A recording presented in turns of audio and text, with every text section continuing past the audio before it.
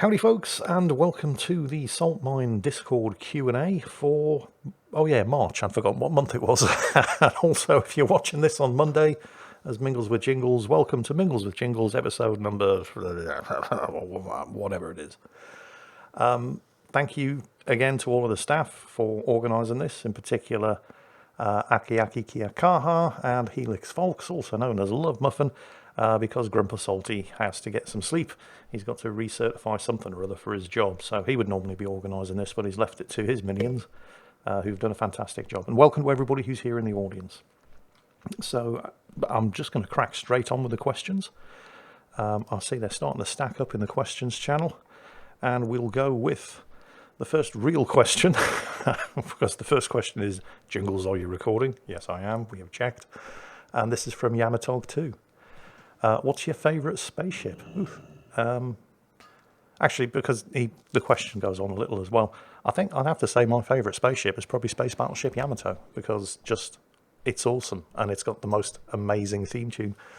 And on the rest of the question, on a related note, last time you mentioned being a fan of old science fiction anime. Yes, like Space Battleship Yamato. He says like Akira and Ghost in the Shell. And he's got a recommendation for me. Anything made by the legendary Leiji Matsumoto. He's the man behind legendary anime like Space Battleship Yamato. Well, there you go. And also Space Pirate Captain Harlock. I think I've seen some of that.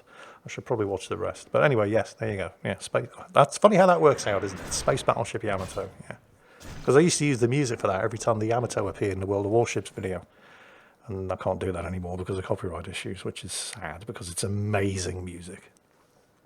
Anyway, next question from Catster. Good morning, Jingles, and everyone on Monday. Slackers, yes. Real fans turn up live on the Sunday. How did you feel about David Fletcher stopping Tank Chat? Oh, well, he's actually, I didn't know he had. I mean, I know that, like David, the other David, the curator of the Tank Museum, was doing Tank Chat and had been for a while, but I thought he was just filling in the gaps. I didn't realise David Fletcher had stopped doing them permanently.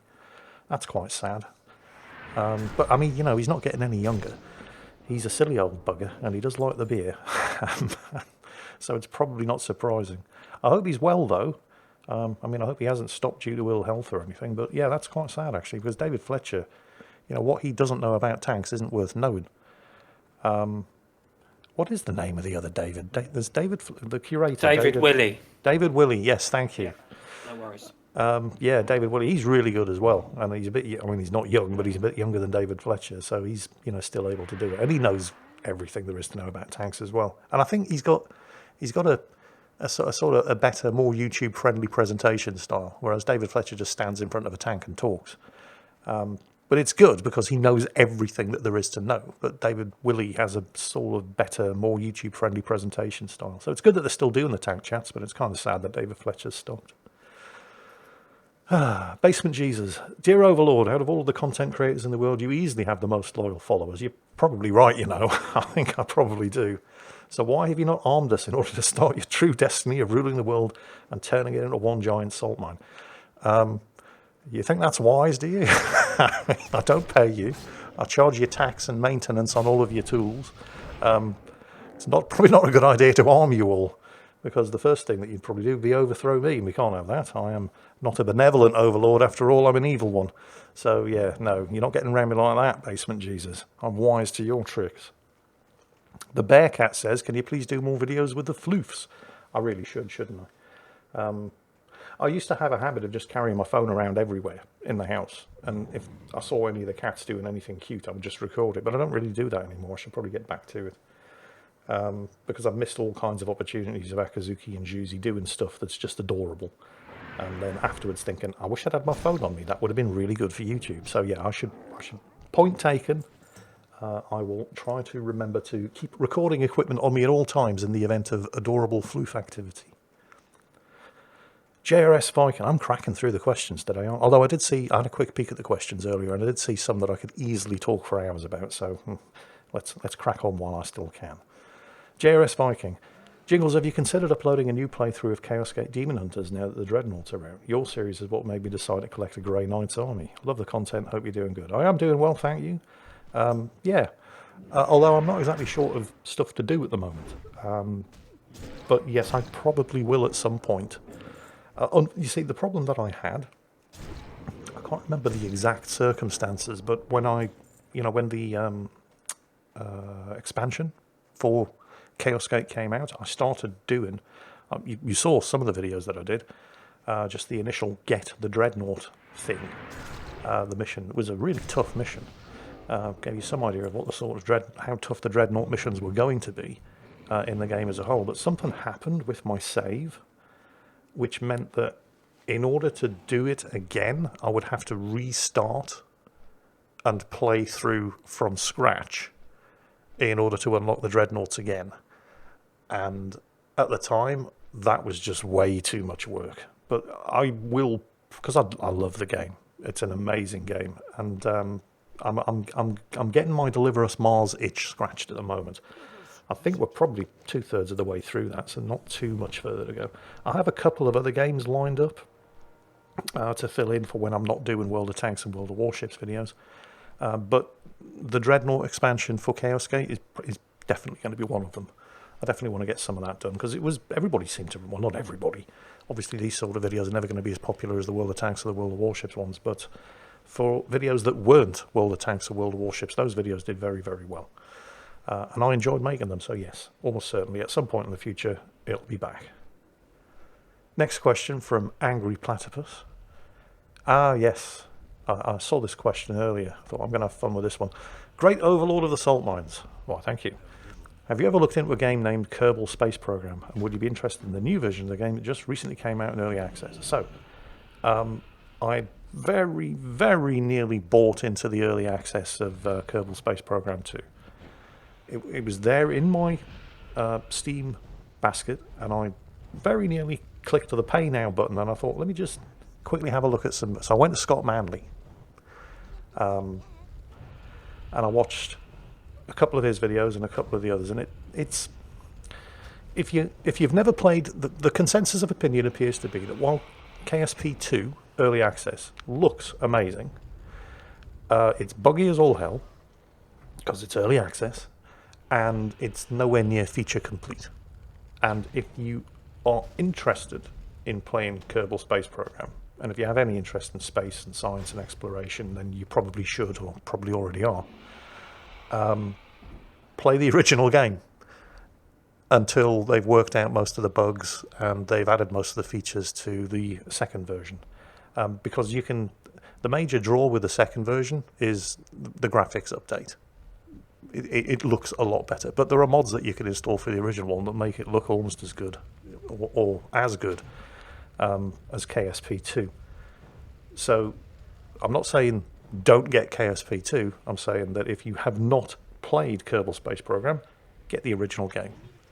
There are no tutorials or anything like that in it, but there is loads of material on YouTube to teach you how to use it. The second version, even though it's in early access, it does apparently have really good tutorials. It's just that a lot of stuff doesn't work the way it should, and most of the features aren't really in there yet. So play the first one, and then when the second one is in a better state, get that.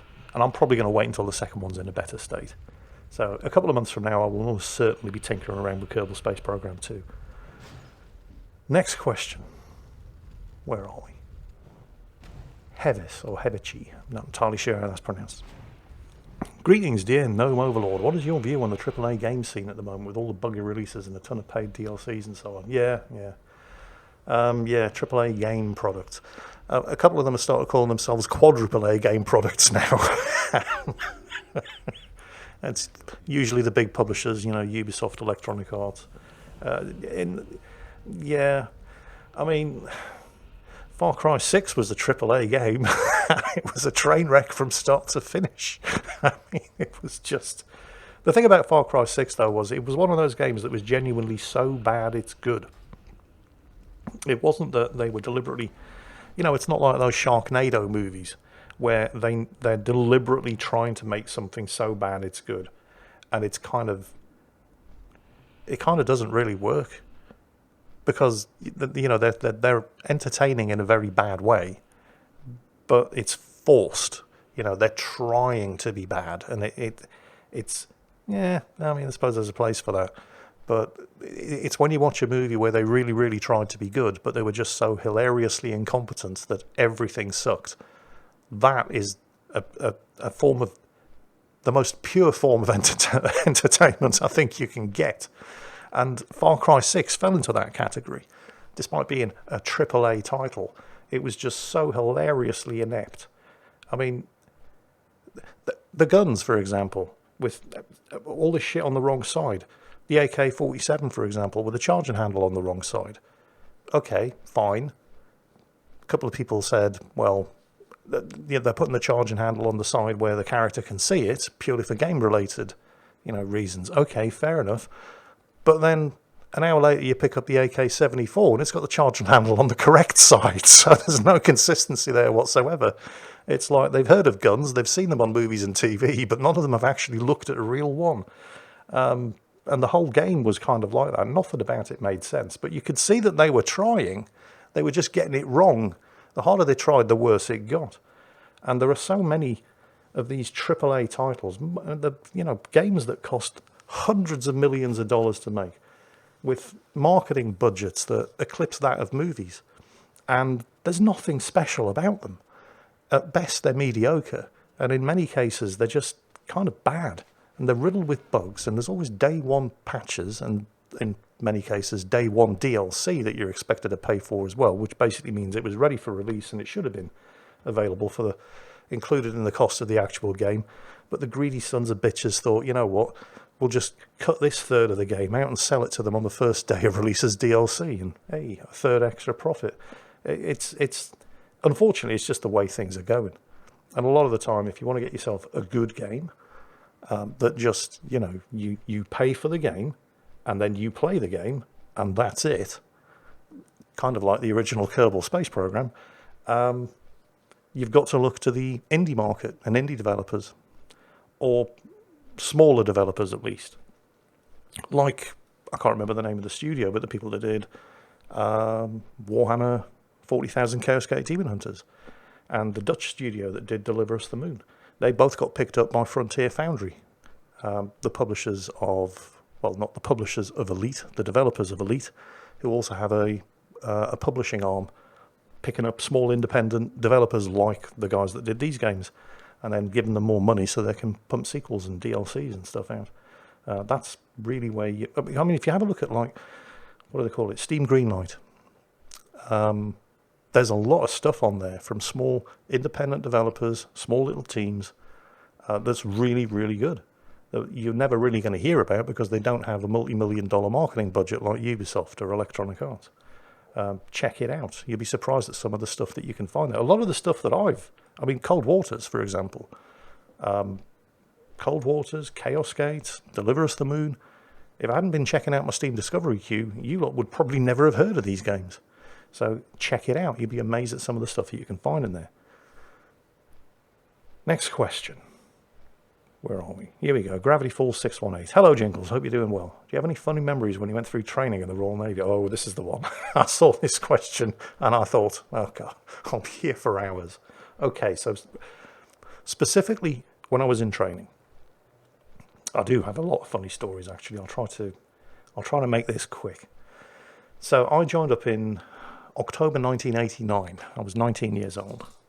And I went through basic training, 6 weeks at HMS Raleigh in Torpoint, down in Cornwall.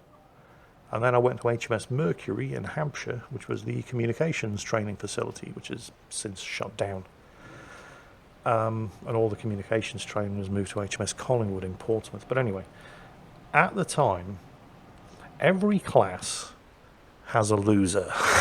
Right? Every class going through training, doesn't matter whether you're in the Army, the Navy, the Air Force, the Marines, whatever, there's always one loser. And I probably shouldn't actually mention his name because he may still be alive, but we'll call him Bob. Our loser was Bob, and you could tell that he was never going to make it just by looking at him. He had the biggest head I have ever seen in my life.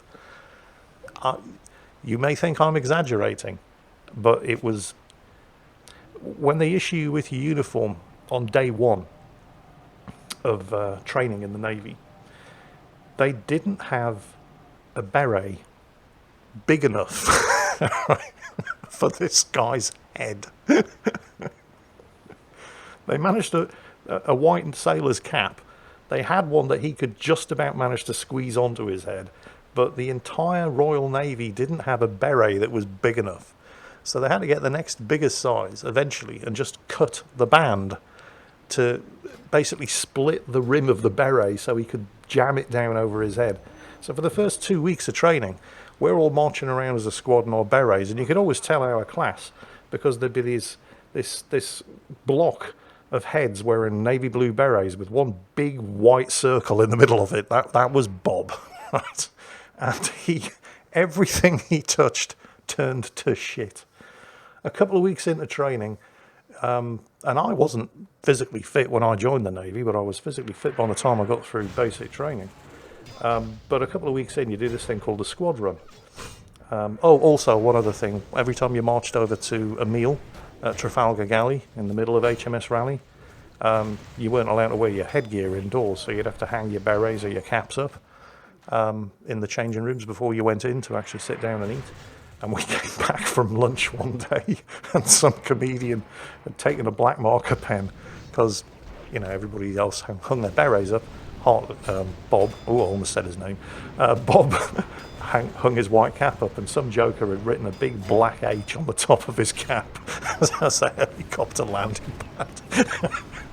But anyway, a couple of weeks into training, we're doing this thing called a Squadron, where all of the classes in our entry, so like 4 or 5 classes of 30 trainees each, would all form into squads, and you'd be wearing your combat boots, your number 8 trousers and a t-shirt, and you would all run. It was a 5-mile course, so you'd start at the gymnasium at HMS Raleigh, and then you would run up the hill to the gate, because why make things easy? And the squadron itself wouldn't start until you left the gate. And from that point, it'd be a 5-mile run around Tor Point, all the way back to the gate, and then back down to the gymnasium. And you had to do it in a certain time. But, at that point, you'd been at Raleigh for 5 weeks. You were fit. And I dreaded doing this squadron, but I was so fit at that point, it was actually kind of easy. So, you're running up this hill just to get to the gate before you even start the squadron in your combat boots, and you're thinking, oh, actually, this isn't that bad. Hartley fell over gasping before we even reached the gate. And this is after 5 weeks of fitness training. And it was it. It was like, nobody was even remotely surprised. He lasted about another 2 days, and then he got kicked out. He never finished basic training. The other story that I have is when I went to HMS Mercury for my radio operator training. So at the time, this was late 80s, very late 80s, very early 90s, the weapons that the Royal Navy used, and I mean personal weapons, not, missiles and stuff, we basically got all the shit that the Army didn't want anymore.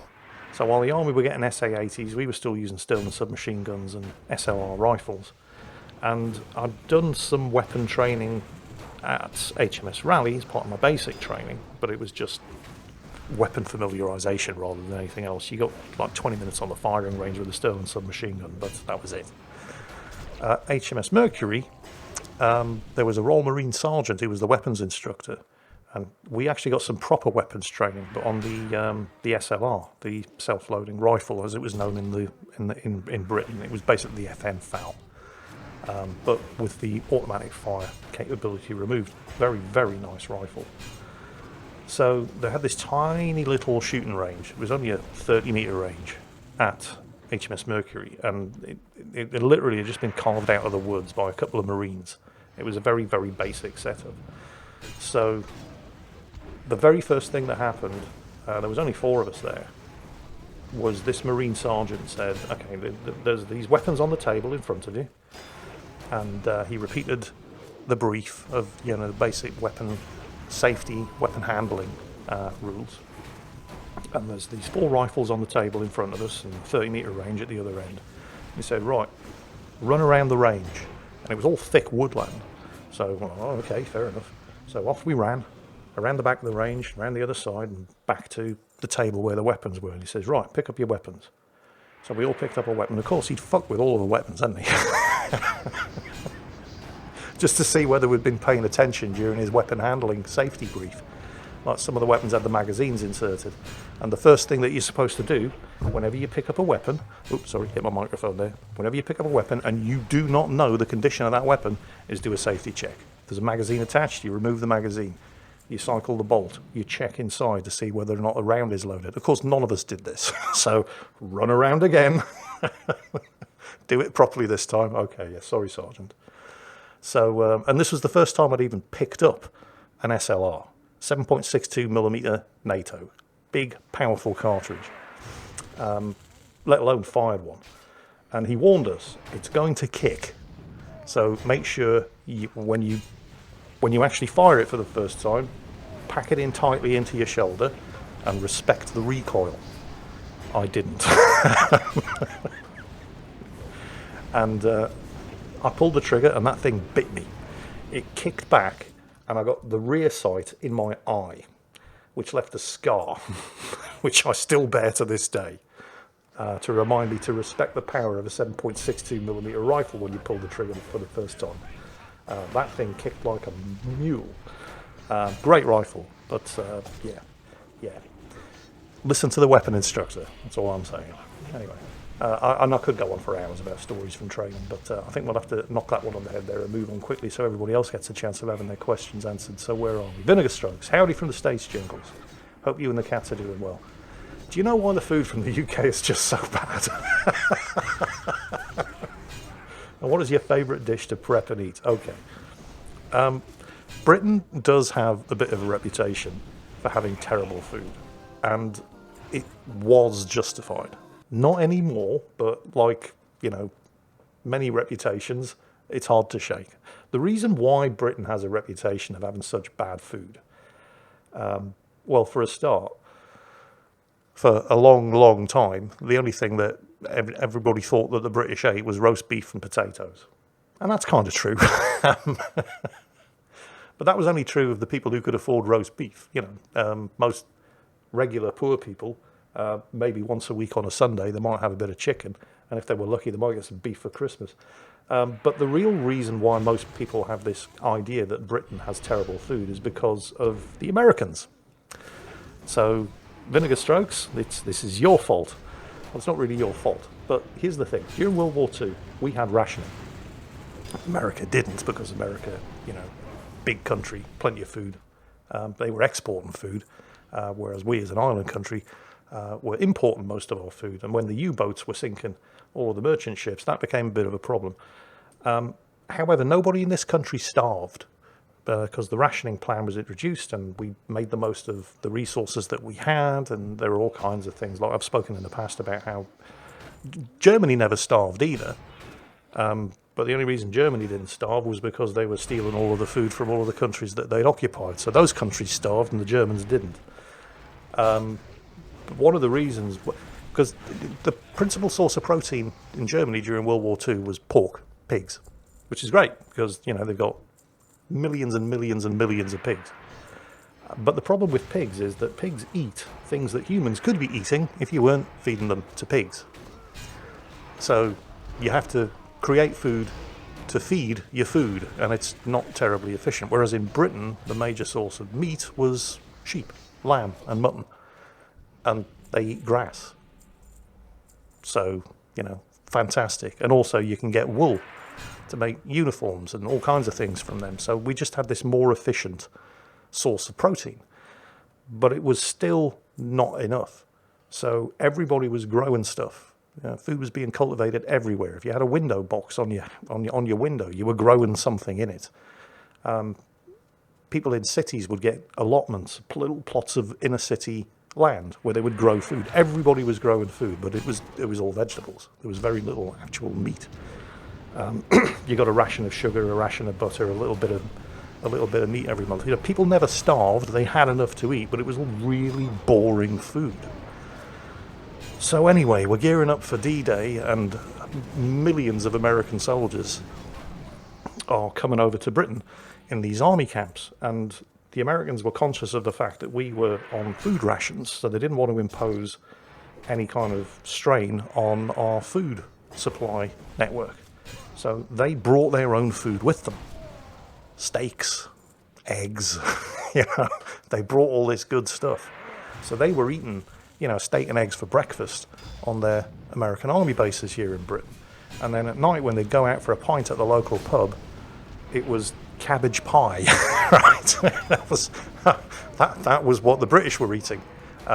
So it naturally, Britain got this reputation for having really shit food, because at the time we absolutely did. And then, of course, after the war, we were still on rationing until the mid-1950s. So the food was shit after the war as well.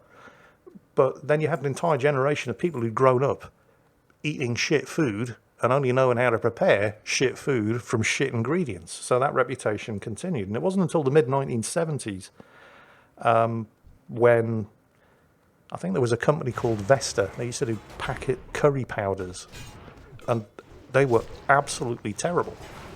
But it was the first spicy food most people had ever eaten in this country. And it caught on in a big way. And within about 10 years, we were doing curry, just as one example, in this country that was as good as anything from the Indian subcontinent. Mostly because of the British Empire. A lot of those Indian chefs came over to Britain and started introducing us to other foods. And then you got, the rise of the celebrity chefs, Gordon Ramsay and so on and so on. And food is now really good in this country, but we've never been able to shake the reputation of having terrible food because of everything that happened in the 100 years previously. And that's fine, Every country should have something that you laugh at. And the terrible food is the cross that we have to bear. But the last bit of your question, what's your favourite dish to prep and eat? Chili. I absolutely love chili. And there's so many different ways of doing it. The very first chili I cooked was a Mexican dish called, I'm probably mispronouncing it, puerco pibil. I don't even know what the pibil bit means, but it's a pork chili. And it was from the Binging with Babish YouTube channel, where he does food from the movies. And this was from Once Upon a Time in Mexico, where Johnny Depp is the CIA guy, and he's meeting, I think it was Antonio Banderas in this cantina. And he said the chili, this chili is so good that when I finished eating it, I'm going to go in the kitchen and shoot the chef. And he did. And that was the very first chili that I did. And it was a bit of a disaster, my first attempt, but I persevered. And it's a pork chili that you do with lemon juice. I mean, you put other spices in it as well, but it's the lemon juice that gives it that unique flavour. And it's absolutely amazing. You slow cook it over at least 4 hours, and the pork just falls apart. And it's just, chili. Chili's so good. I'm going to need to cook a chili now. I'm doing a chicken stir fry today, but I'm also defrosting some pork, because I am going to be doing a chili at some point very, very soon. So, yeah, there we go. How are we doing for time? Halfway through-ish. Okay, let's crack on with some of these questions. Gamels Reed says, Morning Jingles, greetings and pleasantries from across the pond. Do you have any plans to change the way your float plane videos release? And how did you come across the float plane platform in the first place as well? And thank you for the feature in a World of Warships video way back. You're entirely welcome. I don't have any plans to... Okay, so first of all, float plane. Obviously, I push videos up onto YouTube every day. Otherwise, none of you would know about this, and you wouldn't be here. But I've also started putting videos up on Floatplane. Floatplane is a video hosting service or video subscription service. It's not a competitor to YouTube. It's never going to be. It's more of an alternative to Patreon, really, I suppose. Linus Tech Tips, I believe, were the ones who are behind the whole Floatplane thing.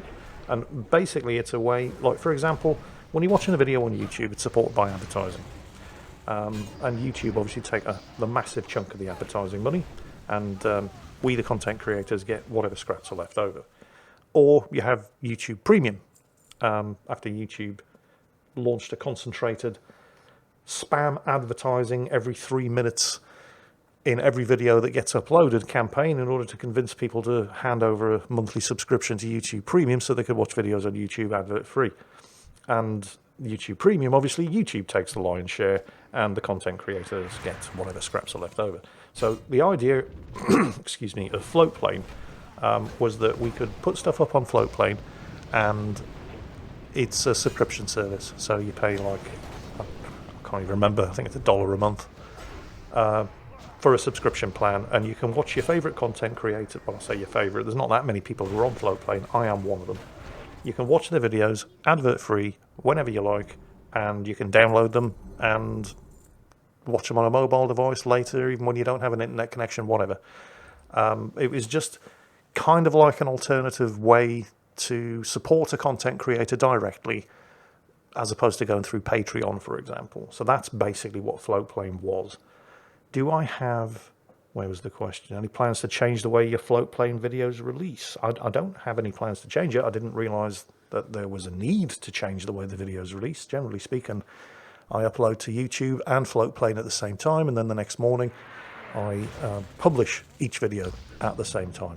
If you have any suggestions, by all means, when this goes up in Mingles with Jingles, stick the suggestion. If there's something that you'd like to see change, I'm entirely willing to listen.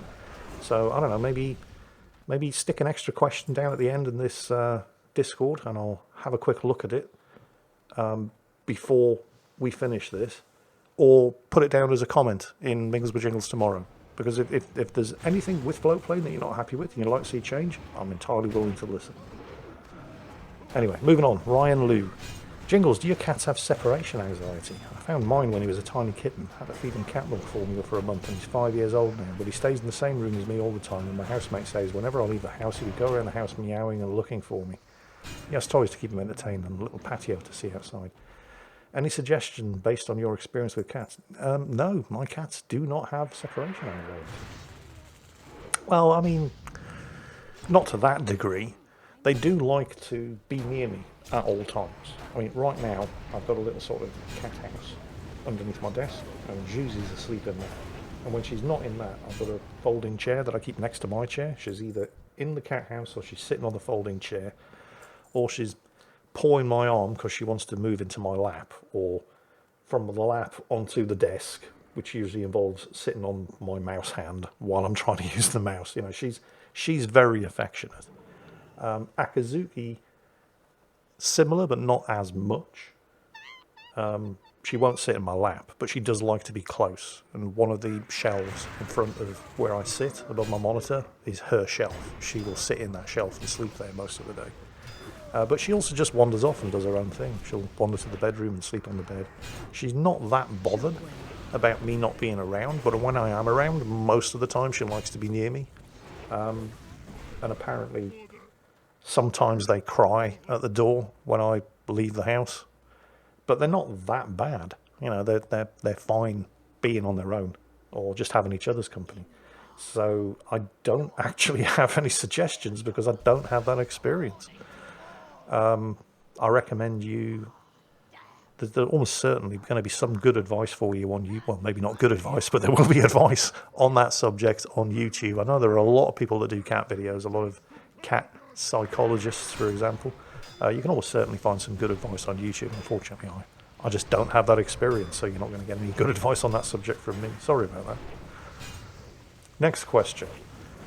From PR. Hey, dear Overlord Jingles, I want to ask about if you checked out the promising tank game Gunner Heat PC. I have, actually. More on that in a moment. Also, I remember you mentioned in last month's Q&A that you return to XCOM if and when XCOM 3 comes out. Just want to inform you that there is a third XCOM game called XCOM Chimera Squad. The game is about you managing an after-invasion police force in a city that's cohabited by aliens and humans. Oh yes, I've heard of that, actually. I might have to give that a shot. But yes, Gunner Heat PC. I got it when this was a couple of months ago. And it ran perfectly. It didn't look too bad. But I don't know if it was just me being unlucky, but the mission that I ran, nothing happened. It was go to this crossroad and intercept any Russian tanks trying to get through. And I went to this crossroad. I hope I went to the right crossroad. That might explain why nothing happened. I was in the wrong place. I don't know. But I went to this crossroad and I set up my Abrams in an ambush position and waited. And after 15 minutes of waiting, I realised nothing was going to happen. So I don't know if it was just a bug because it was so early in early access or whether I was in the wrong place, but I never went back since. Obviously, there's been a good couple of months of development since that experience, and I do have the game, so I can reinstall it and have another go anytime. But thank you for reminding me that the game exists, because I've forgotten about it. And I will have to have a quick look at XCOM Chimera Squad. So thank you for those words of advice. Next question from Potato Pancake. Good morning, evening for me. That's his words, not mine. Overlord Jingles. I have two questions. How do you deal with the grind in a game, aside from taking a break from the game? War Thunder. I like the resurgence of War Thunder videos in your channel, by the way. It's been frustrating most of the time, but with good bits in between, and you have to work for it. Yeah, there's a lot of games that are like that. I mean, I'm pretty sure World of Tanks and World of Warships fall into that category as well, where it's the good bits that keep you playing. I mean, War Thunder in particular is notorious for its grind. And you can't have a great game every time you play, which was what makes the great games all the more special. You know, when it all just works, or you get lucky, or whatever, and you just end up with this monster game. It's the memory of those monster games and the expectation of having another one again in the future that keep you going through the grind. You know, the developers aren't stupid; they know this. And it's in particular, this sort of thing affects multiplayer games.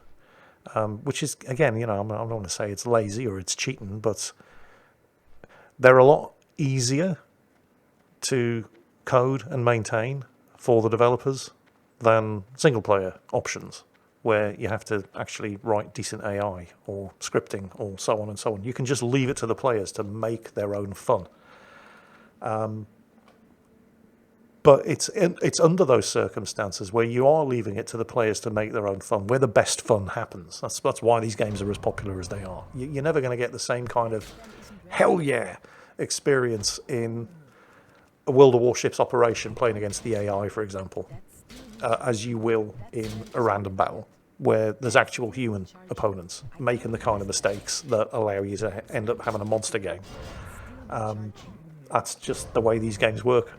It's the hell yeah moments that keep you going through the grind of awful, dreadful, either War Thunder grind-a-thons or, oh my god, it's another double carrier game in World of Warships. You know, it's like, because eventually you'll get that one game where it's just battleships, cruisers, and destroyers, and everybody can actually have some fun, and you may do incredibly well. So, yeah, I mean, it's quite deliberate. They know they're making grindy games. The grind is half of the point sometimes in order to just get that hell yeah moment that keeps you going through the grind again. But that's basically it.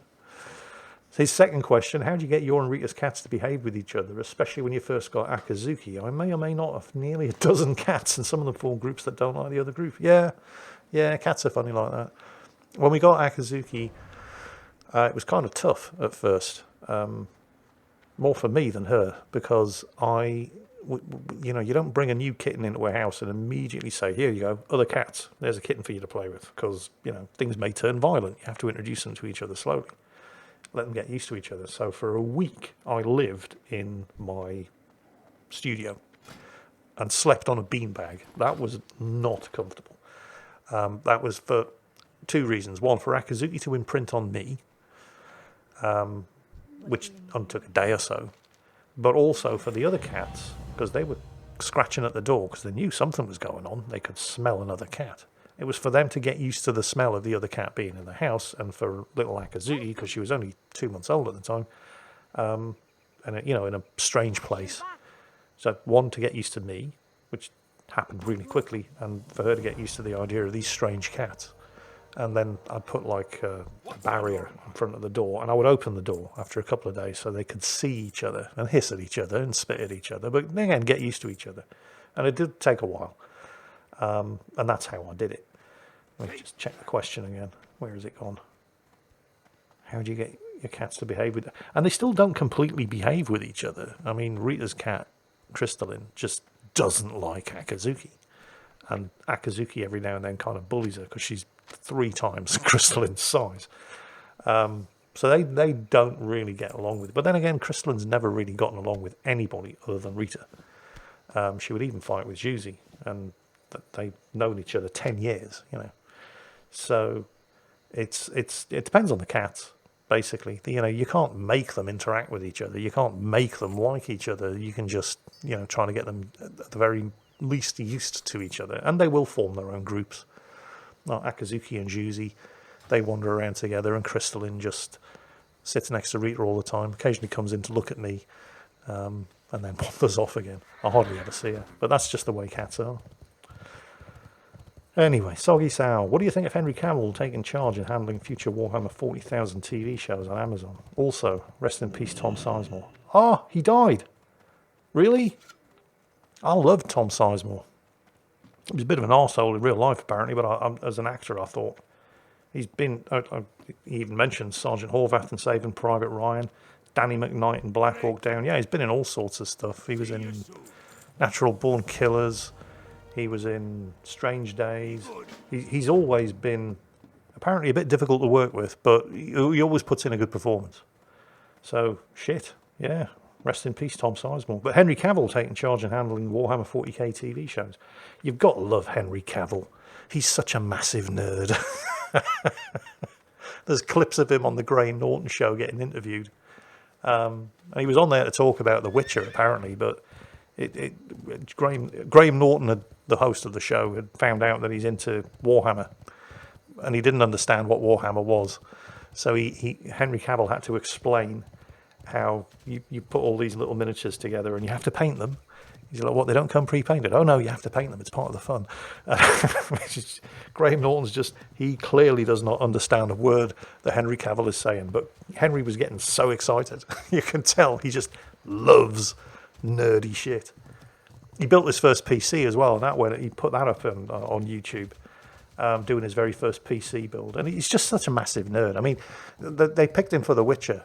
Well, one, because he's Henry Cavill, and two, also because he's read all the books and he's played all the games. So he understood the character, which, of course, is the reason why he ended up quitting The Witcher, because it quickly became apparent that the writers didn't understand the character. So, God help whoever gets picked to replace him for Season 3. He's not going to have an easy time with it. But yeah, you've got to love Henry Cavill. He's such a massive nerd. And, you look at him, he doesn't look like a nerd at all, does he? He looks like the high school football jock who is actually a massive nerd. And I think that's, he's just such an amazing fella. I really hope they pick him to come back as Superman as well, because as far as I'm concerned, he is Superman. Anyway, moving on. My favourite bad habit so far from, I believe that's going to be pronounced Noodle. But anyway, yes, what's my favourite bad habit? Oof. Well, that's a good question. I have so many to choose from. I don't really have that many, but I mean, I smoke. Yes, I know it's bad for you, yes. But I'm addicted. I've been smoking since I was 14, back when it was cool. And I know I shouldn't, but holy shit, it's expensive. I wouldn't say that's my favourite bad habit. I mean, I wish I didn't smoke, but I don't want to stop because I do enjoy it. So, yeah, I know. That's definitely not my favourite bad habit. That's my least favourite bad habit. What's my favourite bad habit? Well, I don't know if this counts as a bad habit, but I love cheese. And I probably eat way too much. Because I'll go out and I'll buy cheese and I'll stock up the fridge. And I have a drawer in the fridge that's just for cheese. And I have two different kinds of cheese. I have cheese that I use for cooking. That goes into sandwiches or pasta or so on and so on. And then I have cheese that's just for eating. Right? Where every time I go upstairs and make some coffee, I'll have a bit of cheese from the eating cheese stash. And it's probably way too much protein and calcium. And I'll probably end up with a kidney stone, but I don't care. Because, cheese. I love cheese. All different kinds of cheeses. That's some food that we do. Honestly, I've said this to Germans, Mr. Conway and Chrysanthos from World of Warships, and they laughed their asses off. But I maintain that it's true. And we do some of the best cheese in the world in this country. Don't laugh. Yeah, I mean, the French do good cheese, but honestly, I think French cheese is overrated. Italian cheese is amazing. British cheddars, because there are so many different kinds with so many different flavours. You've got crumbly, creamy, rich Wensleydale. You've got firm, nutty, fruity red Leicester. There's just so many different great cheeses in this country. But I'll tell you the one place that really surprised me with their cheeses. I don't know how I got onto this. Bad habits. Yeah. Was the Netherlands. Because, I mean, when you think of Dutch cheese, it's always Edam. You know, that stuff with the red wax skin and the holes in it. And it's bloody awful. I mean, it's like shrink wrapped plastic. It's a horrible cheese. But the Dutch, they're sneaky buggers. They only export the shit. Like the Australians with their beers. They export the Fosters because it's piss, and they keep all the good stuff for themselves. And it's the same with Dutch cheese. When I did the Hell's Highway road trip with my friend Roy, we were in an Airbnb in Nijmegen, and at the end of the road there was this little pub, and they did a cheese board. And I didn't recognise the names of any of the cheeses, and I thought, we'll do the cheese board for our, after our main meal. And it was some of the best cheese I've ever had in my life. It turns out that all of these little Dutch farms in the polders do their own cheese. And you will only ever get it from that one farm. And the chef at this pub basically curated his own cheeses from this one farm where he got all of his dairy products from. So you could only get this cheese in this one pub in Nijmegen. You couldn't get it anywhere else in the world. And it's kind of the same in all of these little pubs. They all get their cheeses and these little restaurants, they get their cheeses from this one farm where they're the only place in the world that do that one type of cheese. And of course, they don't export any of this stuff. They keep it all to themselves. Sneaky Dutch bastards. So, yeah, best cheese I ever had anywhere. And it pains me to say this because, I love British cheese, but the best cheese I ever had anywhere was in the Netherlands. I don't know what that's got to do with bad habits, but hey, whatever, I'm just being me. Still guns. Jingles, will you be playing the Cyberpunk expansion, Phantom Liberty, when it releases? Hell yes. And will you make any videos of it? Absolutely. They may even be bug-free a couple of years after release of the base game now, which I still have installed and I still play occasionally. I think I must be on my 5th or 6th playthrough now, because that game is fantastic. And yeah, Phantom Liberty with, the return of Keanu Reeves as Johnny Silverhand. It'd be interesting to see how they work that one in, given what happened in the previous game, but hey, whatever. And Idris Elba as some of the character whose name I can't remember. So yeah, definitely. I loved Cyberpunk, and I do still play it. Irregularly, but I do still play it, and I cannot wait for the expansion. It's going to be great. Next question from Volcarato2. Oh yes, this is a good one. Questions for Jingles. Have you played Elite in VR? Yes, I have. And it is amazing, life-changing, and completely unplayable. I don't even know where my VR setup is. I certainly don't have it set up in here. It's in a box somewhere. But one of the first things that I did when I got VR was Elite. It was War Thunder in VR, which is amazing, but requires a cockpit, throttle, and rudder pedals for reasons which will become, you can't see your keyboard. So, pressing this to drop your flaps doesn't work because you can't see your keyboard. So you need a joystick or a yoke, a throttle, quadrant, and rudder pedals. But it is amazing. Watching videos of people playing in VR doesn't come close to the actual experience of playing in VR. And Elite Dangerous was like that. Absolutely amazing. But again, you unless you absolutely knew exactly where each key was on your keyboard by touch alone, you kind of needed a joystick and throttle quadrant. But that wasn't the problem with Elite, because while Elite was amazing in VR, as any kind of flight sim type games where you're simulating sitting in a position and controlling things, amazing though they all are, what made Elite unplayable was anytime you needed to plot a hyperspace jump, because then you went to the galaxy map and it was impossible to control the galaxy map in VR. It was just, yeah. So flying around in one system, no problem. Anytime you needed to jump to another system, you had to take the headset off and look at your keyboard, and yeah, it completely destroyed the immersion, which was unfortunate. I don't know, maybe they've come with a way of, I doubt it, I was going to say maybe they've come up with a way of simplifying and improving and making practical the experience of plotting multiple hyperspace jumps on the galaxy map in VR, but I doubt the VR is the focus of the developers' activity, so I wouldn't be surprised if nothing's changed and it's still just as unplayable, which was a shame because the actual experience of playing in VR was amazing. Anyway, moving on. Jingles. Ah, yes, from Arjania. If you remember, what was the first vinyl record you remember buying?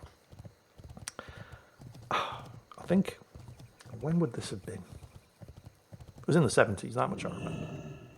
Or was it? Maybe early 80s. Anyway, it was Motorhead, the Ace of Spades. It was the Ace of Spades album. That was the very first record I ever bought. And I have to admit, I bought it just to be cool. Because all the other kids in my middle school were walking around with Motorhead and AC/DC on their rucksacks. And it was cool to listen to bands like that. And while I did like the single, The Ace of Spades, I hated the rest of the album.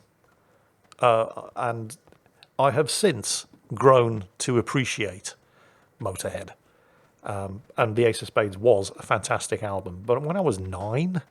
What can I do for you? Yeah, no.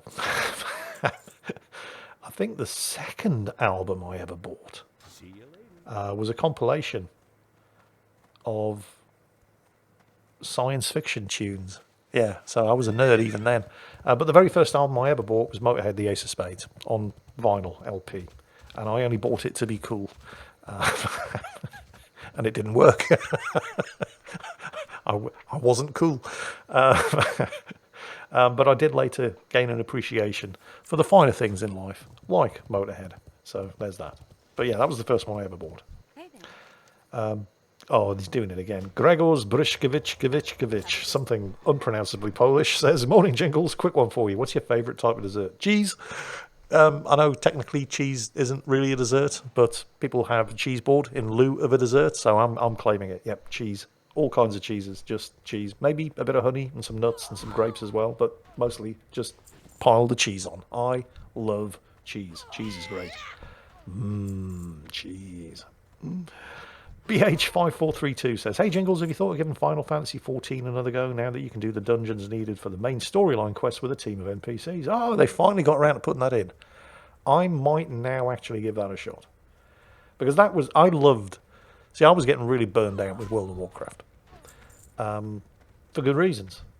But then, of course, now I've got the World of Warcraft Classic Wrath of the Lich King, which is amazing.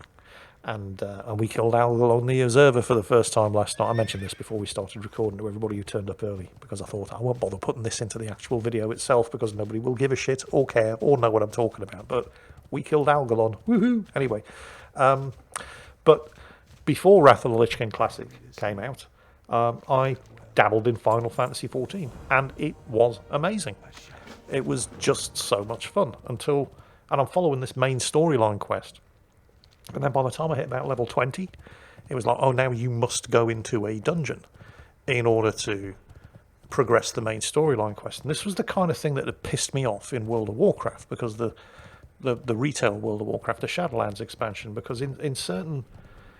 They had these things called covenants. Right? There were 4 different covenants that your character could ally with. And then in order to progress with the covenant, every single one of them was just go out in the world and do this and do that and do that. Except for, I can't remember what they were called. But one of them required you to go into a dungeon and kill this dungeon end boss. Which isn't asking a lot. But I got so sick and tired of dungeon content in World of Warcraft years ago that I literally haven't done a dungeon in years, and now I was being forced, and it was one of the things that pissed me off about Warcraft. One of the reasons why I went to Final Fantasy XIV instead. And it wasn't just you must do this one dungeon. After you hit level 20-ish, almost every single main storyline quest involved going into a dungeon. And I was new to the game, and I didn't have the confidence to know how to tank or heal, and it just it's putting this, no, screw it. And so I quit Final Fantasy XIV. But now apparently, and I heard at the time that they were thinking about putting this in the future, rather than getting a group. And it's not that I didn't like grouping up with other players. Honestly, the community in Final Fantasy XIV are usually fantastic.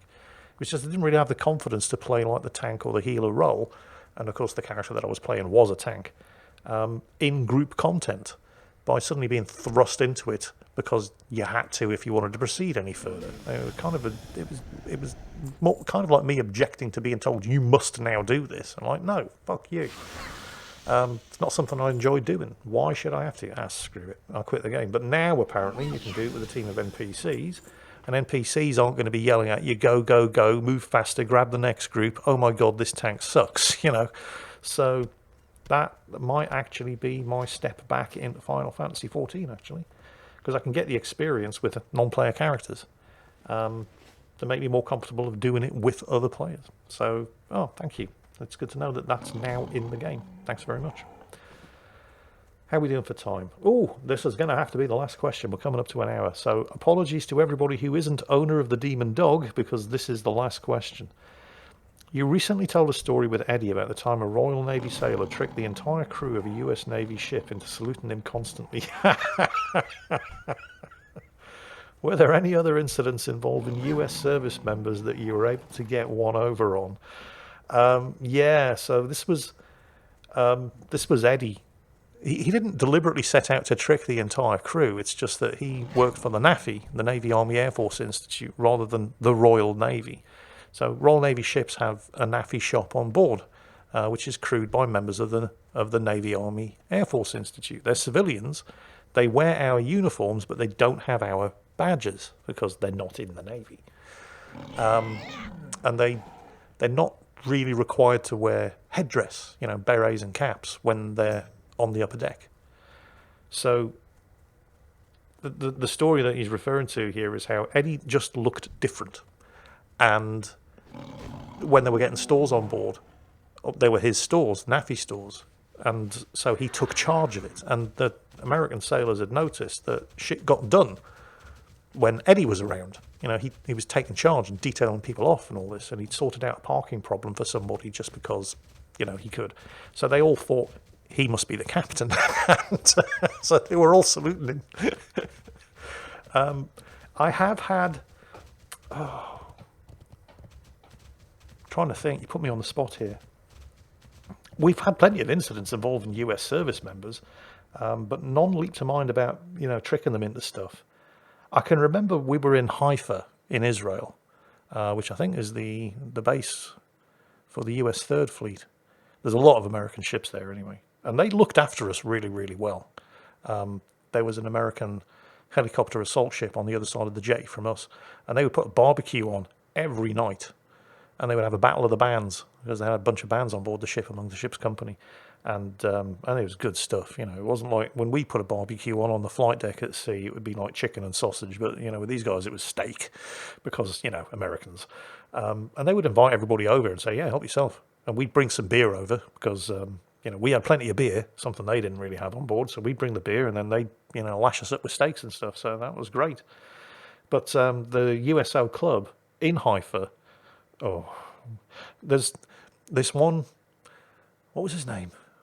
I can picture him. Can't remember his name. We'll call him Bob again. Bob gets around a bit. He was a real shit stirrer. By that I mean he's one of those guys that it's not funny unless he's winding somebody up, right? unless somebody's getting offended, it's not funny, right? So, and again, you know, we weren't allowed to use the USO Club because we weren't US service personnel, but they allowed us into the club in Haifa. So this was, and I can't remember his name still. We'll still call him Bob. It's on the tip of my tongue, but whatever. I just had to ruin it for everybody. So they're in the USO Club in Haifa, and everybody's getting along really well with each other. And Bob just has to go and do it. So he'd obviously been saving this one up for a while. So he turns around to all of these American sailors and he says, "You guys think you're so clever, but you don't know the first thing about your own country." You know, laying down the challenge. Okay, yeah, come on then, Big Mouth. What do you know about it? He says, "Name 2 states that start with PH." So the first one they came out with, was it Philadelphia? I may even be wrong. I think Philadelphia is a city, not a state. But whatever, anyway. For the point of the story, it doesn't really matter. But they can only come up with one. Says, "Come on then, what's the other one?" And he said, "Pearl Harbor." Pearl Harbor isn't a state. It was in a right old state in 1941. Bob left the USO club via the window, and they made him pay for it. So, yeah, no other stories about getting one over on US personnel, although I'm sure if I thought for long enough I could think of one. Yeah, plenty of interactions with US service members. It's going to wind me up now trying to remember that guy's name. I know he's from Manchester. I can picture him perfectly, and I know exactly how he sounded, but I can't remember his name. Anyway, Bob will do. And on that bombshell, that's going to have to be it for this week's episode of Mingles with Jingles and this Q&A session. Thank you to everybody who turned up. I hope you all enjoyed it. And if you're watching this as Monday's episode of Mingles with Jingles, I hope you all had a fantastic weekend. And I hope the week isn't going to suck too much.